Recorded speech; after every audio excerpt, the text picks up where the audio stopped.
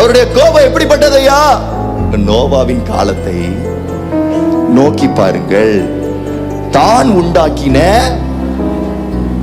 மனிதர்கள், தான் உண்டாக்கின மிருக ஜீவன்கள் இரக்கமே காட்டலையே சார். நான் ஒரு நாள் ஆண்டவருக்கு நன்றி சொல்லுகிற ஒரே ஒரு காரியம் என்ன தெரியுமா? கர்த்தாவே, எனக்கு நல்ல செழிப்பை கொடுத்திருக்கிறீங்க, நல்ல வீட்டை கொடுத்திருக்கிறீங்க, நல்ல காரை கொடுத்திருக்கிறீங்க, இன்னும் நான் நிறைய காரியம் அதெல்லாம் இல்ல ஆண்டவரே. எனக்கு என்ன தெரியுமா?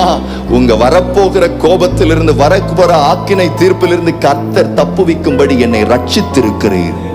அதான் ஃபவுண்டேஷன். சத்தியத்தை மனப்பூர்வமா அறிந்த பின்பு அதை மறுதளிச்சு போறவனுக்கு ஐயோ. அப்படின்னா என்ன அர்த்தம்? ரட்சிப்பை காத்து கொள்ளாத ஒரு மனுஷன் அர்த்தம்.